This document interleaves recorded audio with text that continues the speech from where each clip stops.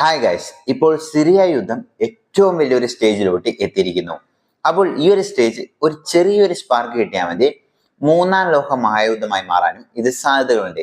ഇത് വെറുതെ പറയുന്നില്ല. കാരണം എന്താണെന്ന് വെച്ചാൽ സിറിയ യുദ്ധത്തിൽ ആരൊക്കെയാണ് ഉള്ളത് എന്ന് നിങ്ങൾ അറിഞ്ഞാൽ തന്നെ നിങ്ങൾക്ക് മനസ്സിലാവും എന്തുകൊണ്ടാണ് ഇത് തേർഡ് വേൾഡ് വാർ ആയിട്ട് ഇത് കണക്ട് ചെയ്യുന്നത്. കാരണം സിറിയ യുദ്ധത്തിൽ ആരൊക്കെയാണ് ഉള്ളതെന്ന് വെച്ചാൽ വലിയ രാജ്യങ്ങൾ എന്ന് നോക്കുമ്പോൾ റഷ്യ ഉണ്ട്, അമേരിക്ക ഉണ്ട്, ഇറാൻ ഉണ്ട്, ടർക്കി ഉണ്ട്. ഇനി തീവ്രവാദി സംഘടനകൾ മറിച്ച് ആ ഒരു വശമുണ്ട്, സിറിയന്റെ ആർമിയും ഇതിന്റെ ഇടയ്ക്കുണ്ട്. ഇനി തീവ്രവാദി സംഘടനകളായ HTS ഉണ്ട്, അൽഖ്വയ്ദ ഉണ്ട്, ഐസിസ് ഉണ്ട്, അതുപോലെ തന്നെ ഹിസ്ബുള്ള, ഇങ്ങനെയുള്ള തീവ്രവാദി സംഘടനകളും മറ്റൊരു വശം ഉണ്ട്. അപ്പോൾ ഇത്രയും ആൾക്കാർ ഒരുമിച്ച് നടക്കുന്ന ഒരു യുദ്ധമാണ് സിറിയയിൽ ഇപ്പോൾ നടന്നുകൊണ്ടിരിക്കുന്നത്. അപ്പോൾ ഇപ്പോൾ നടന്നുകൊണ്ടിരിക്കുന്നത് എന്ന് പറയുന്നതിനെക്കാട്ടിലും കഴിഞ്ഞ 11 വർഷമായിട്ടും ഈ യുദ്ധം നടക്കുന്നുണ്ട്. പക്ഷെ ഇപ്പോൾ അഫ്ഗാനിസ്ഥാനിലെല്ലാം അവസാനം സംഭവിച്ചില്ലേ, അവിടെ മറ്റ് ആർമിയെല്ലാം തോറ്റ് ഭരണം പിടിച്ചെടുക്കുന്നത് ആ ഒരു സ്റ്റേജിലോട്ടാണ് ഇപ്പോൾ സിറിയ ഏകദേശം നീങ്ങിക്കൊണ്ടിരിക്കുന്നത്. അപ്പോൾ എന്താണ് യഥാർത്ഥത്തിൽ സംഭവിച്ചത് എന്ന് നമുക്ക് ഡീറ്റെയിൽ ആയി നോക്കാം. അതിനു മുമ്പ് ഇത് ഇച്ചിരി കോംപ്ലിക്കേറ്റഡ് ആയ സ്റ്റോറിയാണ്. അപ്പോൾ വീഡിയോ പരമാവധി സിമ്പിൾ ആയിട്ടും ഷോർട്ടായിട്ടും എക്സ്പ്ലെയിൻ ചെയ്യാൻ ശ്രമിക്കാം. വീഡിയോ ഇഷ്ടപ്പെടുകയാണെങ്കിൽ ലൈക്ക് ചെയ്യാനും ഷെയർ ചെയ്യാനും മറക്കരുത്. ഇപ്പൊ വീഡിയോ ഇട്ടെടുക്കാം. അപ്പോൾ നമ്മൾ പറഞ്ഞല്ലോ, ഈ ഒരു സ്റ്റോറി ഇച്ചിരി കോംപ്ലിക്കേറ്റഡ് ആണ്. അതിന്റെ കാരണം എന്താണെന്ന് വെച്ചാൽ 2007-8 തൊട്ട് തന്നെ അവിടെ ഈ യുദ്ധങ്ങളും എല്ലാം തന്നെ മെല്ലെ മെല്ലെ നടക്കുന്നുണ്ട്. 2011 കൂടി അത് ഇച്ചിരി സ്ട്രോങ് ആകുകയും അതിനുശേഷം ഇത് എല്ലാ വർഷവും എല്ലാ മാസങ്ങളിലും അവിടെ നടന്നുകൊണ്ടിരിക്കുകയാണ്. അപ്പോൾ വെറും കുറച്ച് മാസങ്ങൾ, അല്ലെങ്കിൽ ഒരു വർഷം 2 വർഷമായ യുദ്ധങ്ങളായ റഷ്യ യുക്രൈൻ വാർ ആയിക്കോട്ടെ, അതുപോലെ തന്നെ ഇസ്രായേൽ പാലസ്തീൻ വാർ ആയിക്കോട്ടെ, ചർച്ച ചെയ്യാനും ഡിസ്കസ് ചെയ്യാനും ലോകത്ത് എത്രമാത്രം ജനങ്ങളാണ്. അതേപോലെ തന്നെ ഇവരുടെ ഒന്നും തന്നെ ഈ ഹ്യൂമാനിറ്റേറിയൻ എയ്ഡോ അല്ലെങ്കിൽ ഈ മനുഷ്യത്വമെല്ലാം തന്നെ ഈ സിറിയൻ ജനങ്ങളോട് എന്തുകൊണ്ട് കാണിക്കുന്നില്ല? അതും വലിയൊരു $1 മില്യൺ ചോദ്യം തന്നെയാണ്. അപ്പോൾ ഈ സിറിയ യുദ്ധം എന്ന് പറഞ്ഞു കഴിഞ്ഞാൽ അത്ര പെട്ടെന്ന് വന്ന് ഒരാൾക്ക് എളുപ്പം സോൾവ് ചെയ്യാൻ പറ്റിയ ഒരു സൊല്യൂഷനുള്ള രാജ്യമല്ല. അതിന്റെ കാരണം എന്താണെന്ന് വെച്ചാൽ, ഉദാഹരണത്തിന് നിങ്ങൾ വലിയ രീതിയിലൊന്നും ചിന്തിച്ചു പോകേണ്ട ആവശ്യമില്ല. നിങ്ങൾ സിറിയ എന്ന് പേര് കേൾക്കുമ്പോൾ തന്നെ നിങ്ങളുടെ മനസ്സിൽ എന്താണ് വരുന്നത്? എന്റെ മനസ്സിൽ വരുന്നത് കാരണം എന്താണെന്ന് വെച്ചാൽ സിറിയ എന്ന് വെച്ച് കഴിഞ്ഞാൽ ചെറുപ്പം തൊട്ടേ നമ്മൾ ഈ ന്യൂസ് ചാനലുകളിലും അതുപോലെ തന്നെ ഈ TV പ്രോഗ്രാമുകളിലും ഡോക്യുമെന്ററികളിലും അതുപോലെ തന്നെ സിനിമകളിലെല്ലാം തന്നെ സിറിയനെ കുറിച്ച് എന്താണ് നമ്മുടെ അടുത്ത് കാണിച്ചിട്ടുണ്ടാവുക? ഒരു തീവ്രവാദി സംഘടനകളിലെല്ലാം നിറഞ്ഞൊരു സ്ഥലം, എവിടെ നോക്കിയാൽ യുദ്ധങ്ങളും തോക്കുകളും ബോംബും ഉള്ള കാര്യങ്ങൾ മാത്രമാണ് നമ്മൾ കണ്ടിട്ടുണ്ടാവുക. എന്നാൽ ഇതാണോ ശരിക്കും സിറിയത്തെ അവസ്ഥ എന്ന് വെച്ച് കഴിഞ്ഞാൽ, എന്നാൽ ഇത് തന്നെയാണ് ശരിക്കും സിറിയയിൽ നടന്നുകൊണ്ടിരിക്കുന്നത്.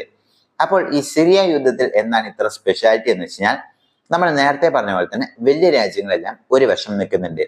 അതുപോലെ തന്നെ ഇതിന്റെ ഉള്ളിൽ തന്നെ റിബൽസ് എന്ന് പറയുന്ന ആൾക്കാരുണ്ട്. സ്വന്തം രാജ്യത്തിന് ഒരു മാറ്റം കൊണ്ടുവരണം, അല്ലെങ്കിൽ സ്വന്തം രാജ്യം അവർ പിടിച്ചെടുക്കണം എന്ന് വിചാരിച്ചുകൊണ്ടിരിക്കുന്ന റിബൽസ് ഒരു ഭാഗത്തുണ്ട്. എന്നാൽ ഇതിന് അപ്പുറം തീവ്രവാദികൾ ഒരു സൈഡിലുണ്ട്. ഐസിസ്, അൽഖ്വയ്ദ, ഹിസ്ബുള്ള തുടങ്ങിയ തീവ്രവാദി സംഘടനകളും ഇതിലുണ്ട്. അപ്പോൾ രാജ്യങ്ങൾ, തീവ്രവാദി സംഘടന, റിബൽസ്, ഇത് മൂന്നും ചേർന്നുകൊണ്ടാണ് ഈ യുദ്ധം മുന്നോട്ട് പോകുന്നത്. അതുകൊണ്ട് തന്നെയാണ് ഇത് കോംപ്ലിക്കേറ്റഡ് എന്ന് പറയുന്നത്. അപ്പോൾ ഇത് സിമ്പിൾ ആയിട്ട് മനസ്സിലാക്കുകയാണെങ്കിൽ ഇപ്പോൾ സിറിയനെ ഭരിച്ചുകൊണ്ടിരിക്കുന്നത് ആസാദ് എന്ന് പറയുന്ന വ്യക്തിയാണ്. അപ്പോൾ ഈ ആസാദിന്റെ കീഴിലാണ് ഡയറക്റ്റ് ആയിട്ട് സിറിയൻ മിലിറ്ററി വരുന്നതും. അപ്പോൾ ഇവരുടെ കൺട്രോളിലാണ് സിറിയ എന്ന് വെച്ച് കഴിഞ്ഞാൽ. അപ്പോൾ ഈ സിറിയയുടെ ഇവരുടെ കൺട്രോളാണെങ്കിലും അമേരിക്ക കുറെ നാളായിട്ട് ഇത് വിചാരിക്കുന്നത് ആസാദിനെ എടുത്തു കളഞ്ഞുകൊണ്ട് അമേരിക്കയുടെ പപ്പറ്റ് എങ്ങനെ ബംഗ്ലാദേശിലെല്ലാം കൊണ്ടുവന്നോ അതേ രീതിയിൽ, അല്ലെങ്കിൽ ഉക്രൈനിൽ കൊണ്ടുവന്ന സെലൻസ്കീനെ പോലെ ഒരു ബൊമ്മക്കുട്ടീനെ അവിടെ കൊണ്ടുവന്ന് ഇരുത്തണം.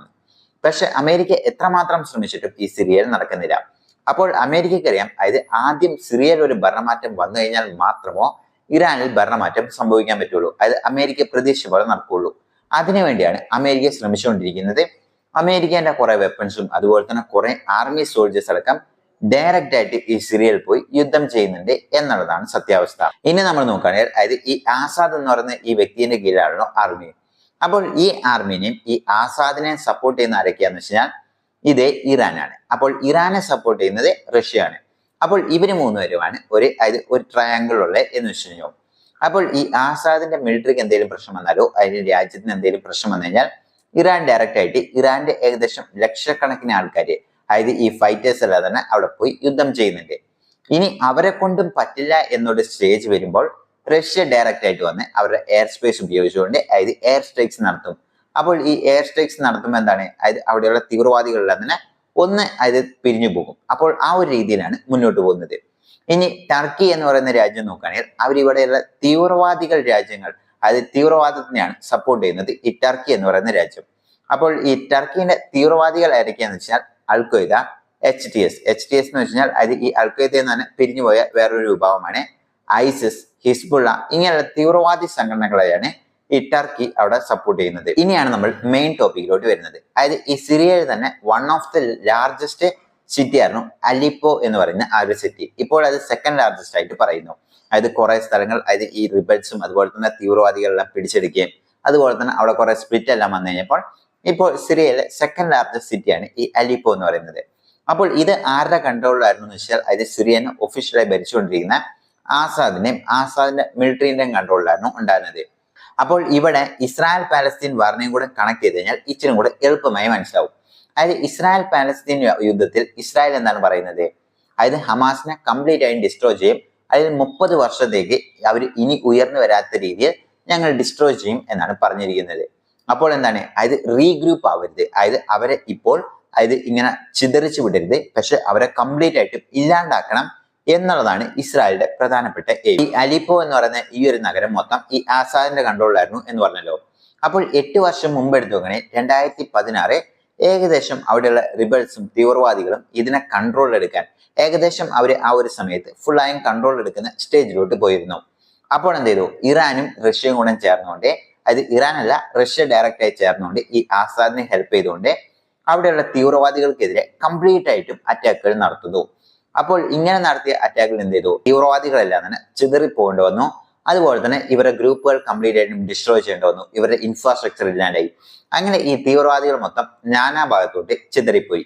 അപ്പോൾ ഓൾറെഡി ഇങ്ങനെ ചിതറിപ്പോയ ആൾക്കാർക്കെല്ലാം തന്നെ അതുവരെ അതായത് ഈ അൽ-ഖ്വയ്ദയും ഐസിസും ഇങ്ങനെയുള്ള പ്രശ്നങ്ങൾ ഉണ്ടായിരുന്നു. അതായത് ഈ തീവ്രവാദികൾക്ക് ഉള്ളിൽ തന്നെ വലിയ രീതിയിൽ പ്രശ്നമുണ്ടായിരുന്നു. അതായത് ആരായിരിക്കും ഇതിനെ മൊത്തം കൺട്രോൾ എടുക്കാൻ പോകുക എന്നുള്ളത്.